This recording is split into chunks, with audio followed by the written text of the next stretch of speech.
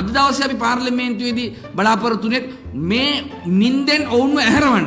මොකද මේක පාස්කු ඉරිදා ප්‍රහාරය තරම්ම අමානුෂිකයි. ඒ නිසා මේ රට බංකොලොත් කිරීම පිළිබඳව රාජපක්ෂලාට අධිකරණේ නඩු දැම්ම වගේම අපි වර්තමාන ආණ්ඩුවට අපරාධ නඩුවක් යොමු කරන්න මේ බලාපොරොත්තු වෙනවා. මොකද මේ මැරුණු හැම මිනිහෙකුටම මේ හැම පුද්ගලයෙකුටම මේ ආණ්ඩුවක් කිව යුතුයි. මොකද పూర్ව අනතුරු ඇඟවීම් කරලා තියෙද්දි పూర్ව සූදානම කරන්නේ නැතුව කටයුතු කිරීම පිළිබඳව ඔවුන්ට විරුද්ධව අපි නඩු දාන්න ලෑස්ති. අපි ඔක්කොම බය වුණා. ඔන්න අපි බය වුණා.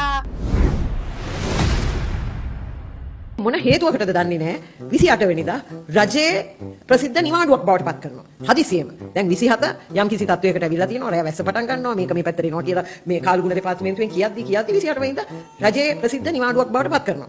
එතකොට මේ සාමාන්‍යයෙන් ක්‍රියාවලිය වෙන රජයන් මෙහෙම එකක් එනවා කිව්වහම අත්‍යවශ්‍ය සේවාවක් බවට පත් කරලා නිවාඩු කැන්සල් කරලා මේ හැම කෙනෙක්ම රාජකාරියට වාර්තා කරන තත්වයකට පත් කරනවා. මේක මේ අපේ කර්මයක්ද නැති වෙච්ච මිනිසුන්ගේ කර්මයක්ද රටේ කර්මයක්ද අර දියවන්නාවේ කිඹුල්ලෝ ඛණ්ඩ බලාගෙන හිටපු 225 නිසාද මොකද්ද හේතුව කියලා අපිට හිතා ගන්න බෑ. හැම තැනම දැන් පොළොව පැලෙන්න පටන් ගත්තා 28 වෙනිදා. කාගේද මේ සරණක් තියෙන්නේ මේ අහිංසක මිනිස්සුන්ට? එතකොට මේ දැන් දවස් දෙකකට පස්සේ 27 29ට පස්සේ ඊයේ දවස් 48කට පස්සේ හදිසි අවස්ථාවක් ප්‍රකාශයට පත් කරනවා. මම දැක්කා ඊයේද කොහෙද ඇමතිවරයෙක් යාගේ ටෙලිෆෝන් නම්බර දාලා කොළොන්නාවට තියෙන බෝට්ටු ගේන්න කියලා දාලා තියෙනවා Facebook වල එහෙම. දැන් මේ සූදානම් වීම පෙර සූදානම් වීමක් තිබුණ නැහැ කියන එකනේ මේ පෙන්වන්නේ.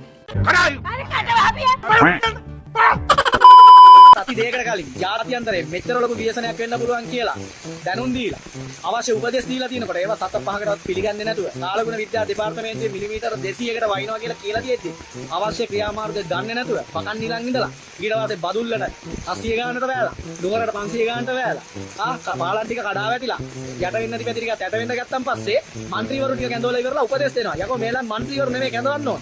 කැඳවන්න ඕනේ ප්‍රාදේශීය ලේකම්වරු. කොල්මාද බඩුවක් නාය යන්න තියෙන පැටි අඳුනගෙන තිබ්බා. කුපුරලා තියෙන පැටි වලින් මිනිස්සු අයින් කරන්න ඕනේ කියලා උපදෙස් දීලා තිබ්බා. ඒ මිනිස්සුන්ට අයින් වෙන්නවත් අඩුම තරමේ තැනක්වත් ප්ලාස්ටික් කරලා දීලා තිබ්බේ නැහැ. ප්‍රාදේශීය ලේකම් කාර්යාලයේ වැඩ කරන මිනිස්සුන්ට ඕන විදිහට තීන්දුව ගන්න බෑ. ඒ මිනිස්සු බයයි. මේ ආණ්ඩුව Tamanට ඕන විදිහට මානුෂීය තීන්දුව ගත්තට පස්සේ කිසිම සත්භාවයක් නැති ආණ්ඩුවක්. උන්ට ඉරේ ලගින්න වෙයි. උන්ට දඩ ගන්න වෙයි. උන්ගේ ජොබ් ටික නැති වෙයි කියලා. පට්ටපල් බොරු. පුළුවන් තරම් මේ ව්‍යසනය නවත්ත ගන්න කරන්න පුළුවන් උපරිම දේ කරන්න පුළුවන්කම තියෙද්දි අපේ උත් තාම මොකද කරන්නේ? බලන් ඉන්න බලපන් අනිත් රටවල් වල ගම් වතුරක් ඇවිල්ලා සතා සිව්පාව වගේ හැම සතාවම බේරගන්න. ඒ තරම් ලොකු සිස්ටම් එකක් ඒ රටේ හදලා තියෙනවා. බලලා වයින්න කලින් ගම් වතුර දාන පැති අඳුරගෙන ඉවරලා ගම් වතුරට යට වෙන්න තියෙන සිස්ටම් එක හදාගන්න කියලා කිව්වා. ඒ සිස්ටම් එක වැඩක් නැහැ. දැන් ඒ සිස්ටම් එකට වෛරස් එකක් කියලා වෙලා ඇති. දැන් මේ වෙලා තියෙන ව්‍යසනයටවත් අඩුම තරම් උපදෙස් ටික දීලා ඉවරලා කරන්න ඕන දේවල් ටික දෙන්න. මේ වෙලාවේ අමුදාව නාවික අමුදාව ගුවන් අමුදාව පාවිච්චි කරලා මේ ව්‍යසනය නවත්තන්න බෑ. මේ වෙලාවේ අමුදාව නාවික අමුදාව ගුවන් අමුදාව පාවිච්චි කරලා මේ ව්‍යසනය නවත්තන්න බෑ. තොපිට හෙන හතම ගහපියෝ හෙන හතම ගහපියෝ හෙන හතම ගහපියෝ කැබ් 1000 ගාණක් කියනවා.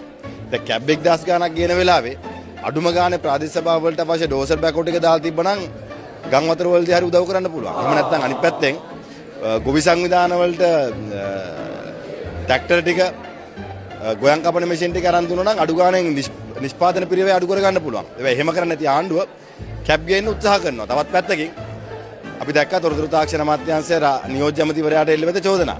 ඉතින් මේවා වහගන්න ආණ්ඩුව මර්ධනය පාවිච්චි කරනවා. ඉතින් අපි ආණ්ඩුවට කියන්නේ කරුණාකර ජනතාව පීඩාවට පත් කරන එක නවත්තන්න, වංචාව නවත්තන්න, ඒ වංචාව වහගන්න, පීඩාවට පත් වෙන එක වහගන්න, මර්ධනය කරන එක නවත්තන්න. නුගේ කොටදී අපි පණිවිඩය දුන්නා.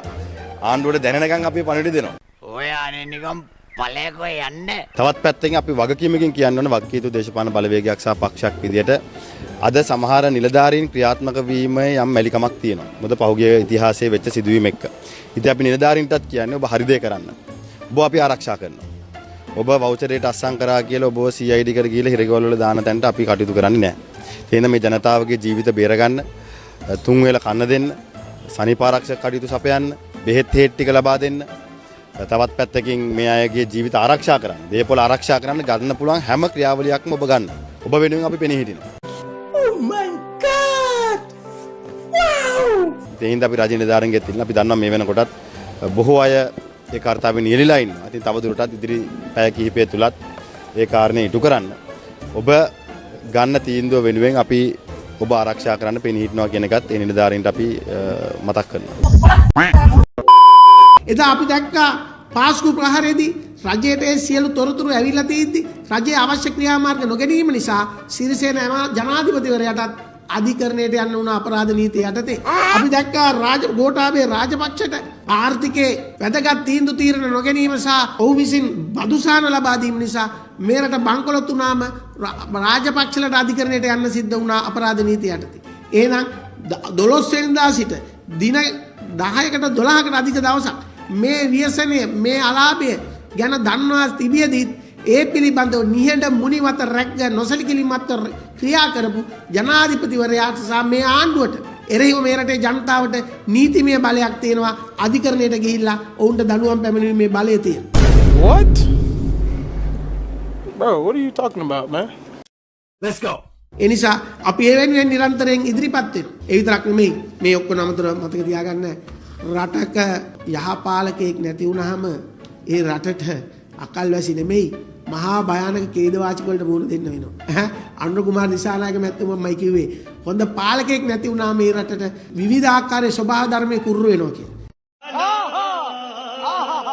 මේ ස්වභාව ධර්මයට කුරුරු වෙලා තියෙන්නේ එන්නේ වගේ නායකයෙක්ටද කියලා අද මේ රටේ සියලු දෙනාම ප්‍රශ්න කරනවා. ඒ නිසා අපි බොහොම පැහැදිලිව කියනවා මේක මේ රටේ තිබ්බ ලොකුම ගම් වතුරෝ කියන්න බෑ. ඊට වැඩිය ලොකු ඒවට මේ රට මුහුණ දීලා තියෙනවා. හැබැයි එවකට සිටි නායකයෝ 76 අවුරුද්දේ සාපය ඇතුළේ හිටිය නායකවරු ඒවට අවශ්‍ය පියවර අරගෙන තියෙනවා. ඒව ගම් වතුරෙන් වෙන්න වූ අලාභ අවම කරගෙන ඉතිහාසෙ තියෙනවා. ඒ නිසා අපි කියන්නේ බොහොම පැහැදිලිව මේ ආණ්ඩුවට කියනවා මේ තමයි ඔබේ නොහැකියාවේ සලකුණු. මේ තමයි ඔබේ ප්‍රශ්නක දුරදිග දිගපල්ල හඳුනා ගැනීමට නොහැකි වීමේ ප්‍රතිවිපාක. ඒ නිසා අනුර කුමාර දිසානායක ජනාධිපතිතුමා අපි නැවතත් අවධාරණය කරනවා මේවා ආපදා වලින් මිය ගිය අය නොව රජයේ වරදින් ඝාතනයට ලක් වෙච්ච අය. ඔය අනේ නිකම් පළයකෝ යන්න.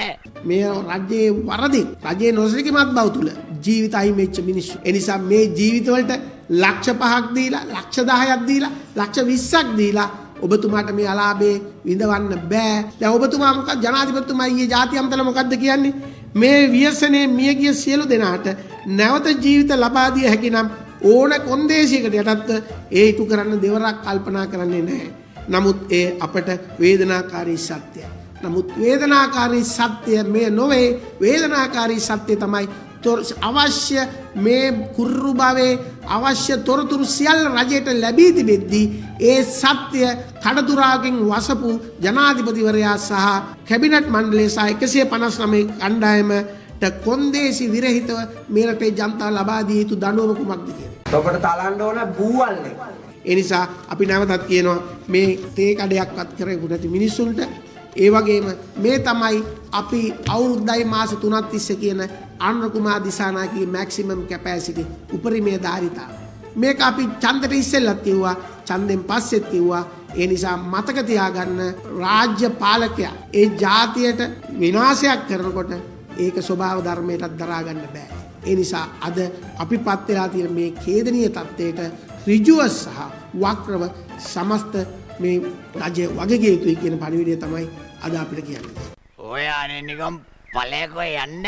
තොපිට හෙන හතම ගහපියෝ හෙන හතම ගහපියෝ හෙන හතම ගහපියෝ.